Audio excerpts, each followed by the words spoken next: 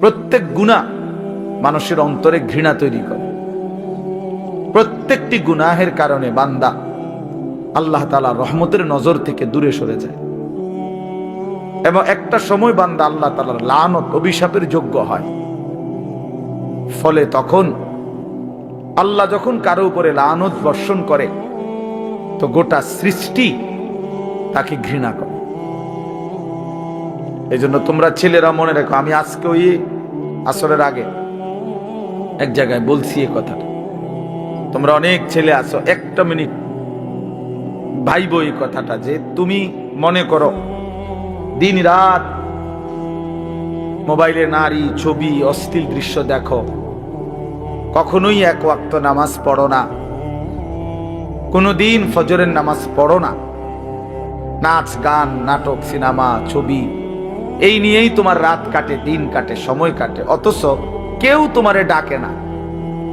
তোমার মা, তোমার বাবা, তোমার গ্রামের কেউ কারো তোমারে নিয়ে কোনো মাথা ব্যথা নাই যে ছেলেটা যে আমাদের চোখের সামনে নষ্ট হয়ে যাচ্ছে, চরিত্রহীন হয়ে যাচ্ছে, ফেরাইবার জন্য কারো চেষ্টা নাই, কারো মানসিকতায় নাই।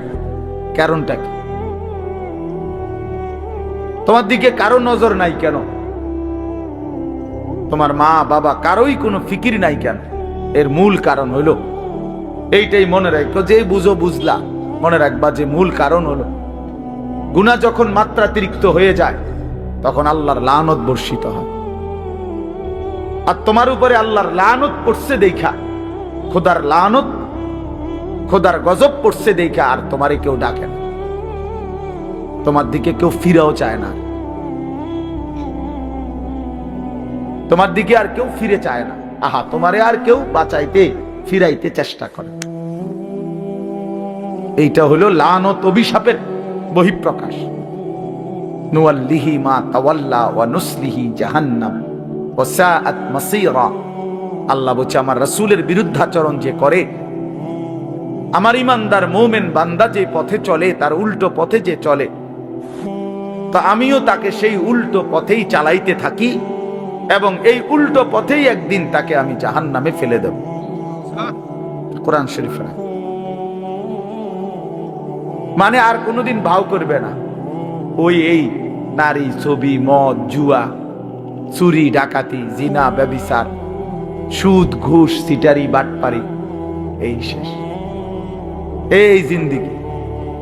এভাবেই একদিন মৃত্যু হয়ে যাবে আর ফেরেশতা একটা লাথি দিয়া জাহান্নামে ফেলে দিবে। যা, ফেরেশতা বলবে যা না, এই জিন্দেগি আর ফিরবে না, ফিরার তৌফিক হবে না। এটা অভিশপ্ত জীবন, মালউন, অভিশপ্ত, যারে কেউ ফিরায় না। আমি আজকেও বললাম, আমার মায়ের বয়স 75 বছর, আমার আম্মার বয়স, আমার বয়স 44 বছর, আমার ওয়াজের বয়স আজকে প্রায় 21 বছর 22 বছর। আমার 4টা সন্তান আছে, তা আমার মা এখনো আমারে জিঙ্গায় ফুত নামাজ উঠছনি, কসম আল্লাহ, এখনো জিজ্ঞাসা করে ফুত নামাজ উঠছ, এখনো মা জিগায় ফুত চাইও মানুষের মাহফিলে যাইয়া টাকা পয়সা লইয়া কারোর লগে ঝামেলা করো না, এই বয়সেও বলেন। হ্যাঁ, মা তার সন্তানকে এখনো নজর রাখছে। মা বৃদ্ধ হয়ে গেছে, আমারও বয়স কম হয় নাই, আমিও তো সন্তানের বাপ, যে তোমারে কেউ ডাকে না কা, তোমার প্রতিদিন ফজরের নামাজ ছুটে যাচ্ছে, তোমার মাও ডাকে না, বাবাও ডাকে না, কারণ তোমার উপরে খোদার লানত পড়ছে। তোমার 1 মিনিট তোমার কল্পনার মধ্যে নারী ছাড়া, ছবি ছাড়া, মোবাইল ছাড়া তোমার সময় কাটে না। কেউ তোমার এই ফিরায় না যে বাপ কিরে তুই এটা কি করতেছ, এটা তো ভালো না, এটা তো তোমার জন্য সুফল আনবে না। এই কথাটুকু তোমার ঘরে বলে না, যাদেরকে কেন বলে না কেউ? তোমার উপরে খোদার লানত, তোমার উপরে আল্লাহর লানত, তুমি অভিশপ্ত। এই জন্য তোমারে আর কেউ ফিরায় না। নাহলে খামখেয়ালি মানুষ কতক্ষণ করে, দুষ্টমি মানুষ কতক্ষণ করে, হাসি ঠাট্টা মজাক আড্ডা কতক্ষণ করে মানুষ? কখনোই কি ফিরবার সময় হয় না? কখনোই কি মনে পড়ে না? এভাবে দিল মরে যায় মানুষের, কোনো দিনই নামাজ পড়বে না, এভাবে মানুষের অন্তর মুসলমানের মরে যায়। আস্তাগফির, তো বেঈমানের অন্তর। আল্লাহর নবী সাল্লাল্লাহু আলাইহি সাল্লাম এর জন্য বলছেন, মাসালুল্লাযী ইয়াযকুরু রাব্বাহু ওয়াল্লাযী লা ইয়াযকুরু রাব্বাহু মাসালুল হাইয়্যি ওয়াল মাইয়্যিত। নবীজি বলেন, যে আল্লাহ পাকের স্মরণ করে, জিকির করে, বন্দেগী করে, আর যে করে না, তো আল্লাহর নবী সাল্লাল্লাহু আলাইহি ওয়াসাল্লাম বলেন উভয়ের উদাহরণ হলো মাসালুল হাইয়্যি ওয়াল মাইয়্যিত, জীবিত এবং মৃত ব্যক্তির মতো। একজন জীবিত, আরেকজন মৃত। আল্লাহর গোলামি স্মরণ যার মধ্যে আছে, নবীজি বলছে সে জীবিত। আর আল্লাহর বন্দেগী যার মধ্যে নাই, আল্লাহর স্মরণ নাই, সে মৃত। সে মৃত। আল্লাহর নবী সাল্লাল্লাহু আলাইহি সাল্লাম বলেন, ইন্নাল্লাযী লাইসা ফি জাওফিহি শাইউম মিনাল কুরআন কাল বাইতিল খারিব। নিশ্চয়ই যার অন্তরের মধ্যে কিছু পরিমাণ কোরআনের জ্ঞান, কোরআন নাই, 10টা সূরাও পারে না, 5টা সূরাও পারে না, আল্লাহর কোরআনের কোন ফিকিরে তার দিলের মধ্যে নাই, আল্লাহর নবী বলছেন ওই অন্তর হলো কাল বাইতিল খারিব, আলগা বাড়ি, সারা বাড়ির মতো।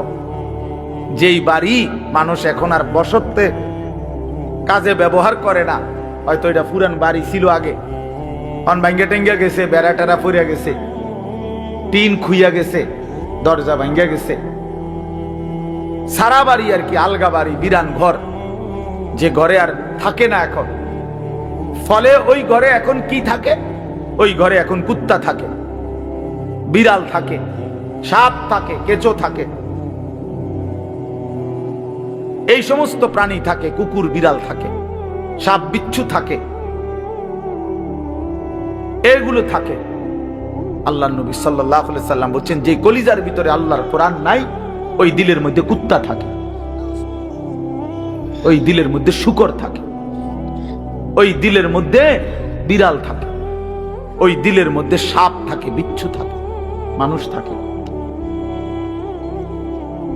ওটা সারা বাড়ি, ওটা আলগা বিরান ঘর, ওটা মরুভূমি, ওটা মরিচিকা, ওটা হাহাকার। ফলে আর তার কোনো গন্তব্য নাই, জীবনের কোনো আগামাথা নাই, জিন্দেগির কোনো হিসাব কিতাব নাই। রাত হয় কখন, দিন হয় কখন, কোন নামাজের ওয়াক্ত আসে কখন, যায় কখন। জানোয়ারের আবার এত কিছু দরকার কি? কুত্তা এগুলা দিয়ে করবে কি? শুকরে এগুলা দিয়ে করবে কি? তাহলে মানুষ রূপী যেই জানোয়ার আল্লাহকেই ভুলে গেছে, হ্যাঁ, এই জানোয়ারের রাত কি আর দিন, এই জানোয়ারের শুক্রবার কি আর শনিবার কি, এই হাইওয়ানের আবার জীবন কি? সারাক্ষণ একই রকম, সব দিন বরাবর, সব মাস বরাবর। আমরা হিসাব করি আলহামদুলিল্লাহ। আমার বয়ান এখানে, আমরা হিসাব করি, মাহফিল দেরি হোক, কিন্তু ঠিকই আমরা মাগরিবের নামাজ মসজিদে কংসনগর জামাতের সাথেই পড়ছি,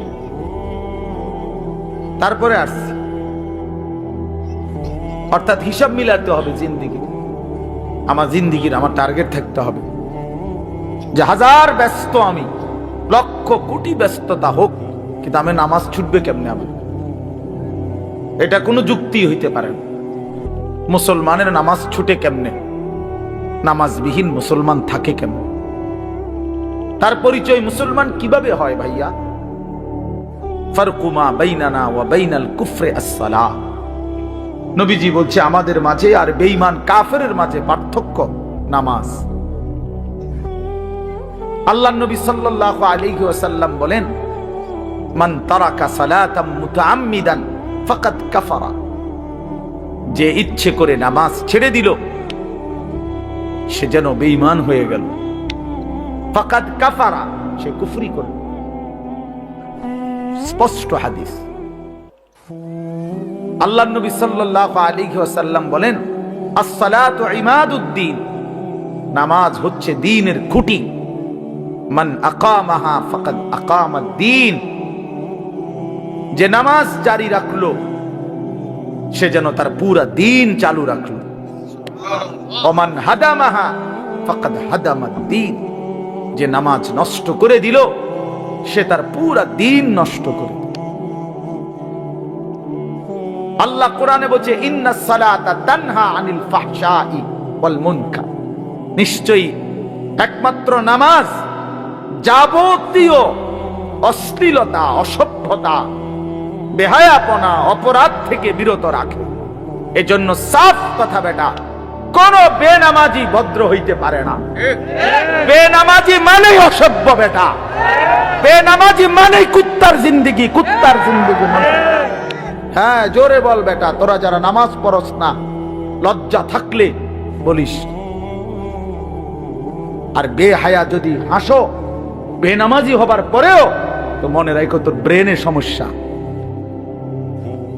তোর মাথার তার সিরা, তুই পাগল মাতাল, মানুষও না জানোয়ারও না, তোর কোনো অনুভূতি নাই বেটা, বিবেকে নাই বেটা, তুই জানোস না তোরে বানাইছে কে বেটা, তুই পাগল না ছাগল এটাও জানোস না। কিসের মা কিসের বাপ? বেনামাজির কি আর মা কি তা বাপ? বেনামাজির কিসের আল্লাহ কিসের রাসূল? কিচ্ছু নাই, হেতে হেতে। তার আবার মা কিভাবে হবে? সে তার মা তো মুসলমান, তার বাবা তো মুসলমান, সে তো তার বাবাকে চিনে না, সে তো তার মায়ের ইজ্জত বুঝে না। অতএব বেনামাজি অনেকটা বেওয়ারিশের মতো, লাওয়ারিশ। এজন্য বন্ধু মনে রাখো, নিজের হিসাব মিলানো, নিজেকে বুঝা, নিজেকে চিনা অনেক বড় সম্পদ, অনেক বড় নিয়ামত। এজন্য হাসি দিয়ে উড়াই দিও না। এক হুজুর সুন্দর বলছে, শুধু এটাই ভেবো না যে হুজুর ভালোই বলছে। না ভাইয়া, তুমি ভাবো তোমার জিন্দেগি এত অধপতন কেন?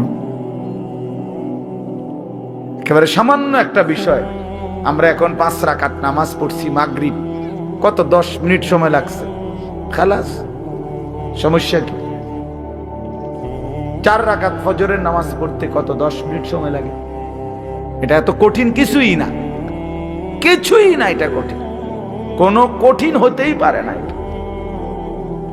কোরআন শরীফে আছে, ইউরিদুল্লাহু বিকুমুল ইউসরা ওয়ালা ইউরিদু বিকুমুল উসরা।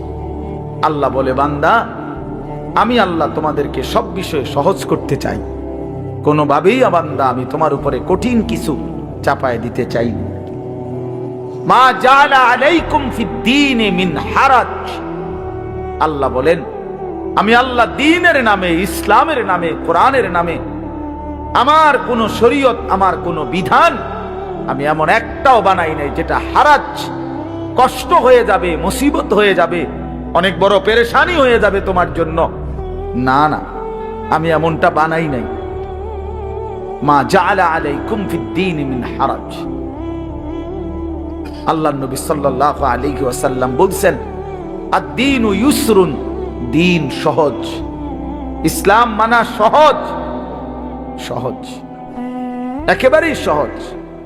স্বাভাবিক তালেই আমার শায়েখ আল্লামা মুফতি মুশতাকুন নবী কাসেমি হুজুর সেদিন আমাদের মাদ্রাসায় কিশোর যুব ইসলাহি মজলিসে, আমরা আলাদা 16 বছর থেকে 30 বছর বয়সী পর্যন্ত ছেলেদের আলাদা ইসলাহি মজলিস করছিলাম আমার মাদ্রাসায়।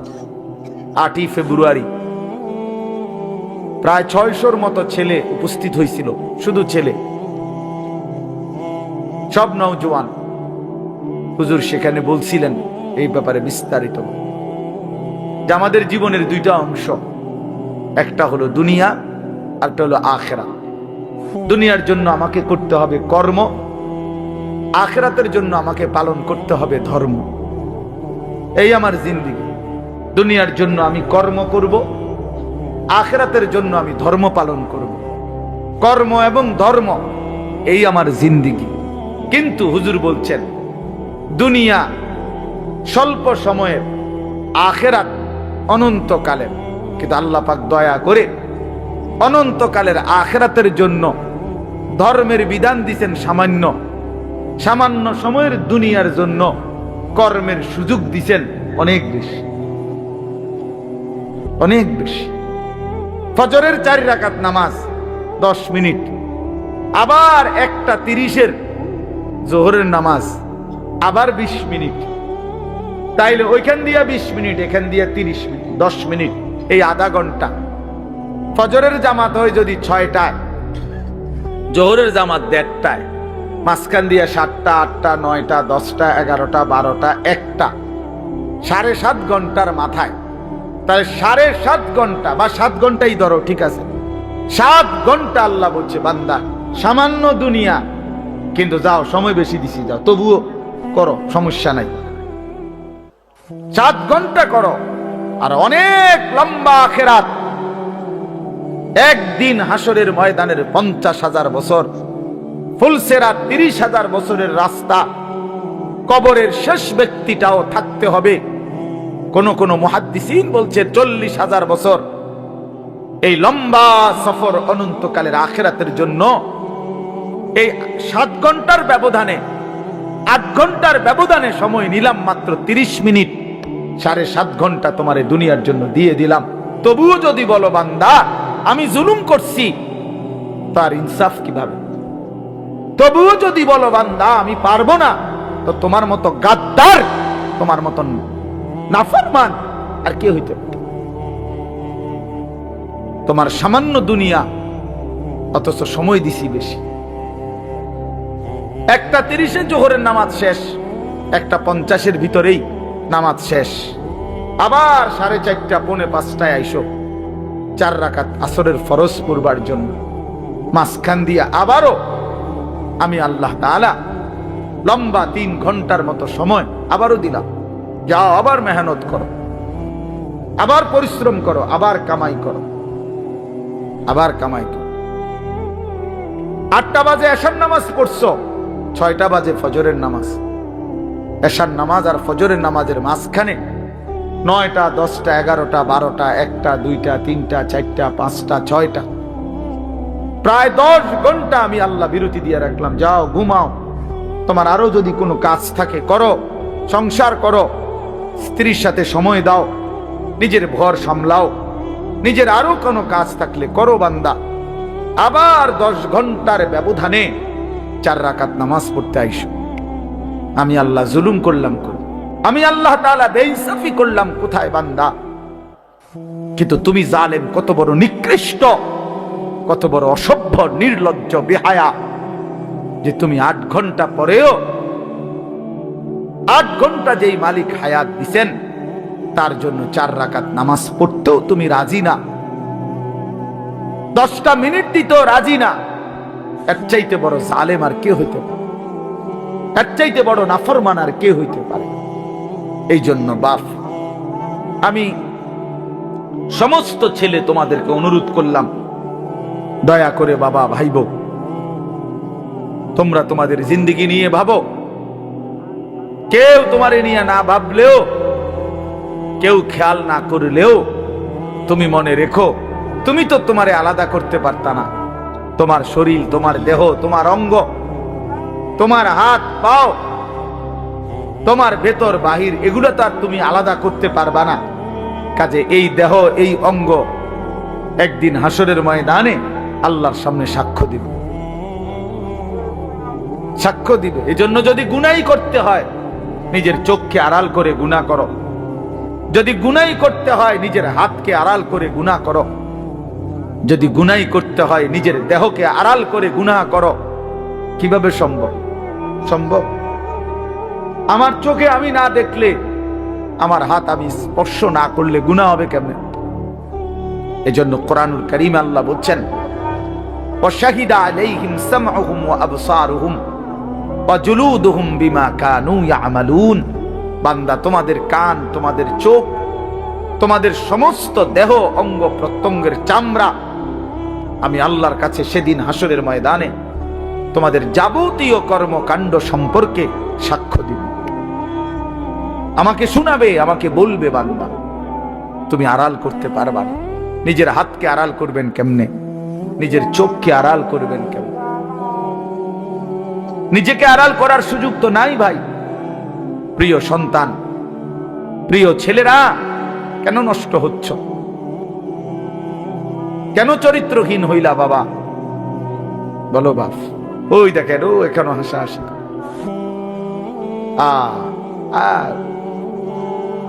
মানে এখন একজনের গায়ে আরেকজন হেলান দিয়া বসে, একজন আরেকজনের আঞ্জা দিয়া ধরে, একজন আরেকজনকে লাথি মারে, আরেকজন আরেকজনের চুল ধরে টান। মানে এই হলো পোলা ফাইনাল।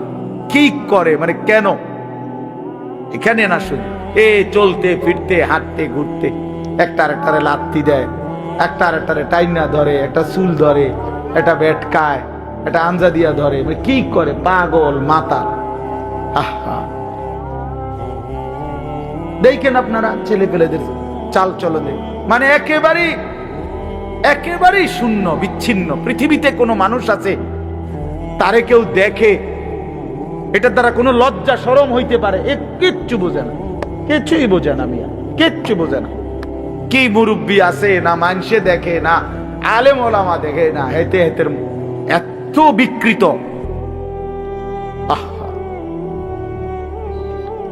আল্লাহর নবী সাল্লাল্লাহু আলাইহি ওয়াসাল্লামের জন্য হাদিস আছে দোস্ত। আল্লাহর নবী বলছে, কিছু মানুষের দিল ওয়াল কালকুজ মিরবাদান।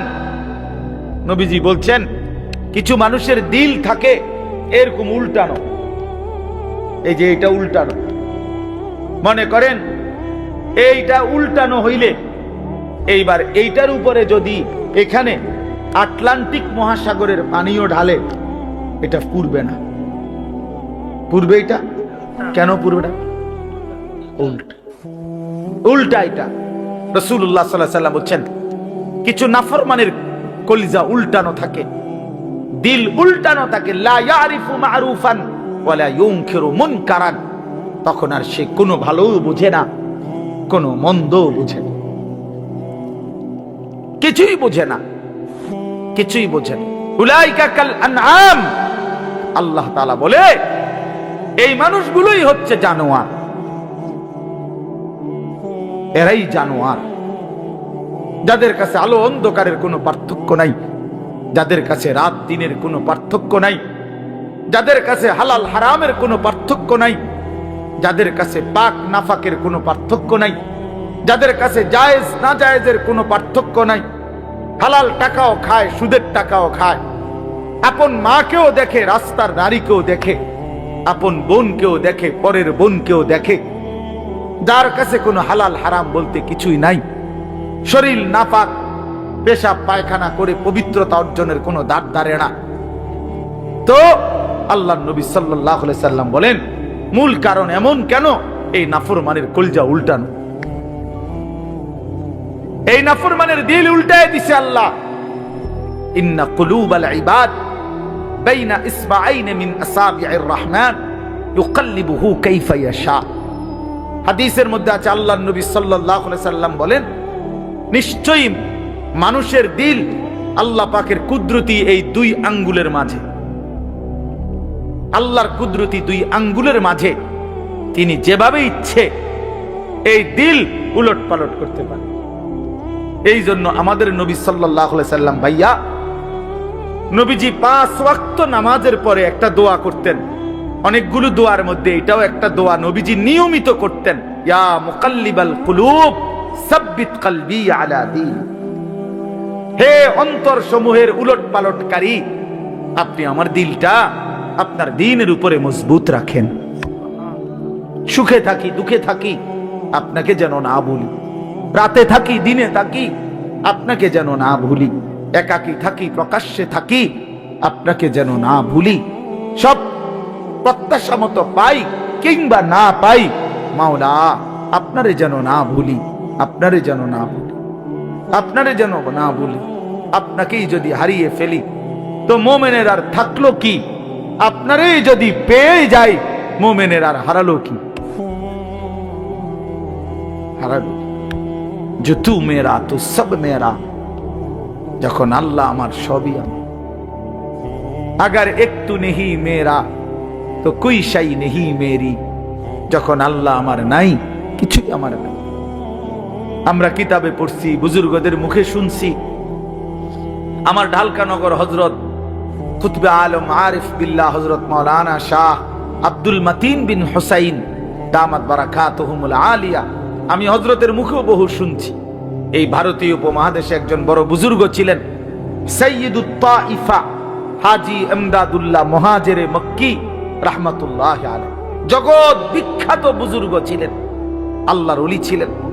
তো উনি যখন মুনাজাত করতেন, আল্লাহর কাছে কিছু চাইতেন, তখন তিনি বলতেন, চাই মাওলা, আপনার কাছে দুনিয়ার কত মানুষ কত কিছু চায়, বাড়ি চায়, গাড়ি চায়, কত প্রয়োজনের কথা আপনার কাছে বলে, আর আমি আমদাদুল্লাহ আপনার কাছে, আপনি আল্লাহকেই চাই, আমার আর কিচ্ছু লাগবে। কুই তুঝসে কুছ और कोई कुछ मांगता है, मैं हो तुझसे या रब तलबगारे तेरा। আল্লাহ কেউ এটা চায়, কেউ ওটা চায়, আমি না আপনার কাছে আপনাকেই চাই, আপনার কাছে আপনাকেই চাই। আপনি আমার হয়ে গেলে আর বাকি থাকলো কি? আপনি আমার না হলে আমি আর পেলাম কি? ওয়াল্লাযীনা আমানু আশাদ্দু হুব্বাল লিল্লাহ। রব্বুল আলামিন বলে, যারা মুমিন তাদের সবচাইতে বেশি ভালোবাসা আল্লাহর জন্য। কার জন্য?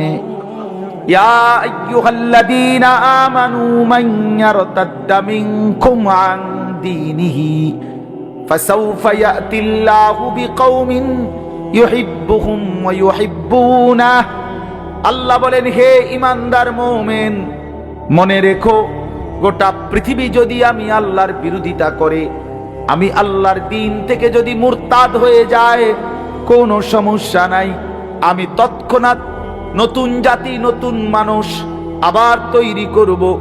জমিনে আমি এমন মানুষ সর্বদাই রাখবো, এমন একটা দল জমিনে আমার সব সময় থাকবে, ইউহিব্বুহুম ওয়া ইউহিব্বুনা, যারা আমাকে ভালোবাসবে, আমি আল্লাহ যাদেরকে ভালোবাসবো।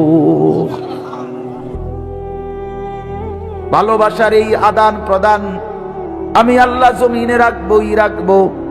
জমিনে আমার বান্দা বলবে, আল্লাহ আমি আপনাকে ভালোবাসি, আর শাজিম থেকে আল্লাহ বলবে, বান্দা আমিও তোকে ভালোবাসি। हम यहाँ से तुम वहां से दोनों जानिब से इशारा हुआ। আমি এখান থেকে, তিনি সেখান থেকে, দুই দিক থেকে ইশারা হয়েছে যে দুইজন দুইজনকে ভালোবাসে। বান্দা তার মালিককে ভালোবাসে, মালিক তার গোলামকে ভালোবাসে। এজন্য দোস্ত, প্রিয় ভাই, আল্লাহ পাকের এক ভালোবাসার, মায়ার, আল্লাহর হওয়ার, নিজেকে আল্লাহর জন্য, আখিরাতের জন্য, নিজের জীবন সুন্দর করার জন্য একটা শ্রেষ্ঠতম মাস আমাদের সামনে হাতছানি দিচ্ছে, আমাদের সামনে ছায়া বিস্তার করছে, গ্রাম শোনা যাচ্ছে, সেটাই মাহে রমজান। মাহে রমজান এতটা প্রিয় মাস, আল্লাহ নিজে যেই মাসের নাম আল্লাহ পাক নিজে উল্লেখ করছে, শাহরু রমাদান, এই যে রমজান মাস। আল্লাহ বলেন, এটা আমি বললাম, আমি বললাম শাহরু রমাদান। এজন্য রমজান মাস, বছরে কয় মাস উচ্চারিত হয় এই শব্দটা কনসে? এটাই একটা সহজ হিসাব, বোঝেন কিনা কোনটা? বোঝেন নাই কথাটা? এই শব্দ, এটা কোরআন শরীফের শব্দ, শাহরু রমাদান, রমজান মাস। এটা উল্লেখ করছে কে? আল্লাহ। কোথায়? তো এইটা বছরে কয়বার উচ্চারিত হয়? একবার। 24 ঘন্টা উচ্চারিত, 24 ঘন্টা জমিনে এই শব্দ উচ্চারিত। কারণ আল্লাহর জমিনে 24 ঘন্টাই আল্লাহর কালামের তেলাওয়াত চলতেছে। পৃথিবীতে কোনো মুহূর্তেই আল্লাহর কালামের তেলাওয়াত বন্ধ হয় না। তাহলে এই শব্দ তো তেলাওয়াতের অংশ, এই শব্দ তো আয়াতের অংশ। সূরা বাকারা কোরআনুল কারীমের দ্বিতীয় সূরার 185 নম্বর আয়াত, শাহরু রমাদান, রমজান মাস। কোন মাস উল্লেখ করেছেন আল্লাহ? মাসের নাম রমজান। যিনি উল্লেখ করলেন তিনি রহমান, নাজিল করলেন কোরআন। গ্রহণ করবে যারা তারা মুসলমান। শাহরু রমাদান আল্লাযী উনজিলা ফীহিল কোরআন। আল্লাহ বলে, বান্দা শুনো, রমজান মাস চিনেছো কিনা বান্দা? সেটা সেই মাস যে মাসে আমি আল্লাহর কোরআন নাজিল করা হয়েছে। আল্লাহ বলেন, যেদিন কোরআন নাজিল হয়েছে সেই বরকতে রমজান দামি হয়েছে। কোরআন নাজিল হয়েছে সেই কারণে লাইলাতুল কদর দামি হয়েছে। প্রত্যেক বছর শবে কদর কোরআন নাজিল হয় না, কিন্তু ওই এক রাতে কোরআন নাজিল হয়েছিল শবে কদর। ফলে অনন্তকালের জন্য ওই রাত যতবারই ফিরে আসে ততবারই দামি হয়।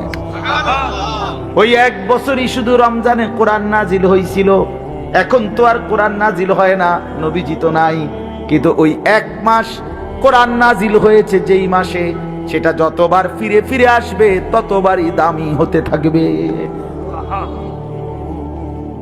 শাহরু রমাদান, ওই দেখেন ওই অপদার্থ, এই হাইওয়ান দেখছেন, এই যে এতক্ষণ খুঁজে পাইছেন না তো, এখন দেখেন এই হাইওয়ান কাহাকে বলে। এই দেখেন এত নির্লজ্জ কিছু ছেলে আছে, এত অসভ্য, এত শক্ত অসভ্য এগুলো। মানে তার কথা হলো, হুজুর তোমার বাপেও যদি বলে আমি মোবাইল ছাড়তাম না, তোর আব্বা যদি কয় হুজুর তোর বাপ কবরের থেকে ইয়া কইলো আমি শুনি, আমি আমার বাপের কথাই শুনি না, তোর কথা শুনবো কিতাম বেড়া হুজুর, তুই কেডা বেড়া?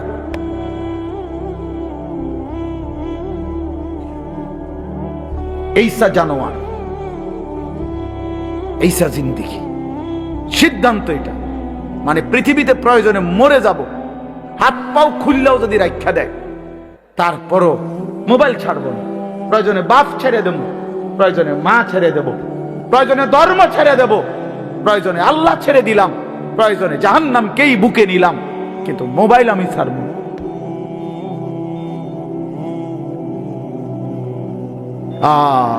কলিজা যার পাথর, জিন্দেগি যার পাথর হয়ে গেছে, তাদের তারা এটা মানায়। আপনি নাহলে চিন্তা করেন না তার সাহসটা। এতগুলো মানুষ আমরা মনোযোগ দিয়ে শুনতেছি, সে এই অবস্থাতে কাইট হইয়া মোবাইলে টিপতেছে। হায় হায় অপদার্থ রে! আমি ছেড়ে দেওয়ার মানুষ না, আমি ছেড়ে দই না মানুষ, এটা আমার সিদ্ধান্ত জিন্দেগি। যেদিন কইতে পারি, যেদিন কইতে পারি, মাগার বলে যাব সত্যভাবে। হিসাব আমার। যদি কোনোদিন আর বলতে না পারি, না পারলাম খালাস। আমি জনপ্রিয়তা দিয়া কি করবো? আমি কি ভোটে খারাইছি না? তো আমি কি আমার ভোটা, আমি ভোটার টোয়াই নেই, আমি জনপ্রিয়তা দিয়া করব কি?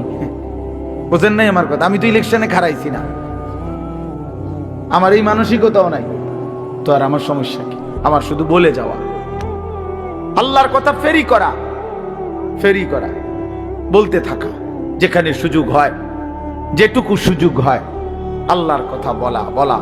কবি আরশ पर कभी फरश पर, कभी उनके दर कभी दर बदर, गमे आशिकी तेरा शुक्रिया, मैं कहां कहां से गुजर गया, कभी रास्तू में तन्हा, कभी हो गुरूद सहरा, मैं जुनू का हम सफर हो, मेरा कोई घर नहीं। আল্লাহর পথে যে ডাকে তার কোনো ঘর হয় না। এই উঠা নামা দৌড়, ওই হল্লোর। আমি সকাল 7টা বাজে আসছি সিলেট থেকে, 12টার দিকে উঠতেই আমার বিবিরে বললাম 1 কাপ চা। খালাস, কই যাইতেছে? জায়গা ওর বাইরে গেছে। চলো ভাইয়া, জিন্দেগি চলতে থাকে, বিশ্রাম হবে ইনশাআল্লাহ যেদিন কবরে পৌঁছবে সেদিন, আরাম হবে যেদিন জান্নাত হবে সেদিন। এজন্য ছেলেরা নষ্ট হলো কেন? কেন নষ্ট হয়ে গেল? তাহলে মাহে রমজান, আল্লাহ আমার কথা শেষ। আল্লাহ বলছে বান্দা এটা আমার মাস, রমাদানু শাহরুল্লাহ। নবীজি বলছে রমজান আল্লাহর মাস, রমজান আল্লাহর মাস, রমজান আল্লাহর মাস। প্রিয় বন্ধু, রমজান সামনে, আল্লাহ কোরআন নাজিল করেছেন, কোন এক রাত্রে নাজিল করছেন, অথচ অনন্তকালের জন্য ওই এক রাত যতবারই ফিরে আসে ততবারই দাম। কোন এক বছর না রমজানে নাজিল হইছে, বুঝেন নাই কথাটা? প্রত্যেক বছরই কি রমজানে কোরআন নাজিল হয়? কিন্তু ওই কোন এক মাসে নাজিল হইছে, সেই 610 খ্রিস্টাব্দে নবী সাল্লাল্লাহু আলাইহি সাল্লামের বয়স যখন 40 তখন। কিন্তু এরপরে তো 1450 বছর চলে গেছে। 1450 বছর ধরে যতবার রমজান ফিরে ফিরে আসে ততবার কোরআন রমজানকে দামি বানায় দেয়। তাহলে কোরআন যদি রমজানকে দামি বানায়, কোরআন যদি শবে কদরকে দামি বানায়, কোরআন যদি হাফেজে কোরআনকে দামি বানায়, কোরআন তোমারও দামি বানাবে, রমজান তোমাকেও দামি বানাবে। তুমি কদর করো, তুমি কদর করো ভাইয়া। রমজানে ঘুরে দাঁড়াও, রমজানে পরিবর্তনের ফিকির করো। আমার বাপ, আমার ভাই, আমার ছেলেরা, নিজেদেরকে রহম করো, রমজান সুন্দর করো, রমজানে গুনাহ ছেড়ে দাও, রমজানে আল্লাহর ইবাদতে লাগাও। 20 রাকাত তারাবি পূর্ণ পড়ো, প্রতিদিন রোজা ঠিক মতো রাখো, বরকত হবে। 5 ওয়াক্ত নামাজ জামাতে পড়ো ভাইয়া। কেন নষ্ট হইলা? খেয়ে তোমারে মূল্যায়ন করে, তোমার এই চুল, তোমার এই প্যান্ট কোন ছাগলে দেখে? তুমি কও, এই সমাজের কোন ভদ্রলোক, এই সমাজের মান্য গণ্য কোন মানুষ, দিল দরদি, দিন দরদি কোন মানুষ তোমার করে দেখে? কেউ কোনোদিন তোমারে ডাকছে কোনোদিন যে বাবা তোমার এই অসাধারণ চুলের জন্য তোমারে ধন্যবাদ? হ্যাঁ, তো তাহলে সে সামান্যতম, আমরা তো মনে করেন একটু অনুভব করি, কথার কথায় অহংকারের জন্য বুঝাইতেছি না, যেন আমি এটা অনুভব করি আমরা যে অনেক মানুষ আম করে মহব্বত করে, মুসাফা করে, হ্যাঁ মাহফিলের জন্য বলে, তাহলে বোঝা গেল আমি অনুভব করি যে আমার অনেক মানুষ মহব্বত করে।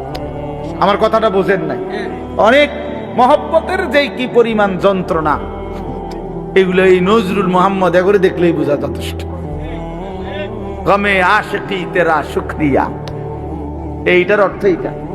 গমে আশিকি মানে হইল ভালোবাসার বেদনা, ভালোবাসার যন্ত্রণা, মহব্বতের যন্ত্রণা। আল্লাহ তেরা শুকরিয়া মানে বুঝায় যে তোমার রাস্তায় যতবার যত দুঃখ পেয়েছি তোমারে ভালোবাসতে গিয়ে, সবকিছুর জন্য তোমার শুকর যে আল্লাহ তোমার রাস্তায় দুঃখ বেদনা ঝামেলার মিলছে। তো এই জন্য ভাইয়া তোমার তো এটা অনুভব করা উচিত, তোমার তো এটা ভাবা উচিত যে আমি যে প্রতিনিয়ত চুল পাল্টাইলাম, ডিজাইন পাল্টাইলাম, ফ্যাশন পাল্টাইছি, তো মানুষে আমারে কি তা কয়? আমি তো অনেক সময় বলি যে তোমাদের সমবয়সী ছেলেরা যখন তোমারে বলে দোস্ত তোরে সেরকম লাগে, তো তুই জিগাও না কা কি রকম? আমিও তো মানছি তোরে সেরকম লাগে, কিন্তু সেটা কেডা? মান হুয়া সে কে? যার মতো তোমারে লাগে নিশ্চিত খবর নিলে দেখবা ফুট্টাখোরের মতো লাগে, গাঞ্জাখোরের মতো লাগে, নেশাখোরের মতো লাগে, জুয়ারির মতো লাগে, লম্পট চরিত্রহীনের মতো লাগে বেটা, ইমানদারের মতো লাগে না, জুনায়েদ বাগদাদির মতো লাগে না, বাইজিদ বোস্তামির মতো লাগে না, কোন আল্লাহওয়ালার মতো লাগে না বেটা, কোন হারামখোরের মতো মনে হয়, কোন বাবাখোর ডাইলখোর ছাড়া, নেশাখোর ইয়াবাখোর ছাড়া অন্যদের মতো লাগে না বেটা। নামাজি এমন হয় না, চরিত্রবান এমন হয় না, ভালো মানুষ এমন হয় না। এজন্য ঘুরে দাঁড়াও। শাহরু রমাদান আল্লাযী উনজিলা ফীহিল কুরআন হুদাল লিন-নাসি ওয়া বায়্যিনাতিম মিনাল হুদা ওয়াল ফুরকান। আল্লাহ বলছে বান্দা এই আজিমুশ শান কোরআন আমি দিয়েছি, এ কোরআন গোটা বিশ্ব মানবতার হেদায়েত, এবং হেদায়েতের কথাগুলো বাইয়িনাতিম মিনাল হুদা। একটা শব্দ, একটা ব্যাখ্যা, একটা বিষয়ের মধ্যে কোনো অস্পষ্টতা, অগোছালো, অবুঝ কিছু নাই, সব স্পষ্ট। তুমি শুধু শোনো, 100 তুমি বুঝবা, তোমারে আলো দেখাবে। ওয়াল ফুরকান, এবং কোরআনই একমাত্র হচ্ছে সত্য মিথ্যা, ন্যায় অন্যায়, হালাল হারাম, জায়েজ না জায়েজ, ভালো মন্দের মধ্যে পার্থক্যকারী। তুমি ভালো মন্দ চিনবা না যদি কোরআন না আছে, তুমি সত্য মিথ্যা বুঝবা না যদি কোরআন না আছে। হালাল হারাম, জায়েজ না জায়েজ, উচিত অনুচিত, ন্যায় অন্যায় বুঝবা না। বাংলা বই দিয়ে হবে না, অঙ্ক ইংরেজি পদার্থ জীববিজ্ঞান বই দিয়ে হবে না, কোরআন লাগবে। কোরআন চ্যালেঞ্জ করলাম নাই তো আমি, বাংলা অঙ্ক ইংরেজি পদার্থ ইতান আমি পড়ছি, আপনি আমার লগে কইয়েন কথা। হ্যাঁ, আপনি কোনটা দিয়ে বুঝাইবেন? সত্য মিথ্যার পার্থক্যকারী বই কোরআন। কোরআন বাংলা না, অঙ্ক নয়, এগুলো নির্ধারিত কোনো বিষয়, দুনিয়াবি উপার্জনের জন্য কোনো বিষয় শিখায়। পদার্থ পদার্থই বুঝায়, জীববিজ্ঞান জীবের বিষয়ে বুঝায়, রসায়ন বিজ্ঞান রসায়নের বিষয়ে বুঝায়, ডাক্তারি ডাক্তারি বিষয়ে বুঝায়, ইঞ্জিনিয়ারি ইঞ্জিনিয়ারি বুঝায়। কিন্তু সত্য মিথ্যা, ন্যায় অন্যায়, আলো অন্ধকার, হালাল হারাম, উচিত অনুচিত, ভালো মন্দ বুঝায় শুধুই আল্লাহর কোরআন। কোরআন বিহীন তুমি আলো পাইবা কেমনে? কোরআন বিহীন তুমি সত্যের সন্ধান পাবা কেমনে? অতএব আল্লাহ তাআলা বলছে, বান্দা, কোরআন নাজিলের মাস রমজান, ফামান শাহিদা মিনকুমুশ শাহরা ফালিয়াসুমহু। এই শেষ কথা হলো, আল্লাহ বলেন, বান্দা, অতএব তোমাদের যাদেরই জীবনে রমজান আসে, তোমরা যারা সাবালক রমজান পর্যন্ত পৌঁছবে, ফালিয়াসুমহু, তোমরা রোজা রাখো। ওহ, কি মায়া করে আল্লাহ বলছে, এই আমার বান্দা শুনো, রোজা রাখো, রোজা। ফালিয়াসুমহু, আল্লাহ যেন বলে, এই হায়াত যদি পাও, রমজান পর্যন্ত যদি পৌঁছো, রমজানের চাঁদ যদি দেখো না বান্দা, রোজা রাখ। যদি বলি, মাওলা রোজা রাখলে কি দিবেন পুরস্কার? আল্লাহ বলেন, আমি না 1 মাসেই তোমারে মুত্তাকি বানাই দেব। লাআল্লাকুম তাত্তাকুন, 1 মাসে মুত্তাকি। যদি বলি, মাওলা মুত্তাকি হলে কি হবে? আল্লাহ বলেন, জান্নাত তো বানাইছি আমি মুত্তাকির জন্য। উইদ্দাত লিল মুত্তাকিন, জান্নাত বানানোই হয়েছে মুত্তাকিদের জন্য।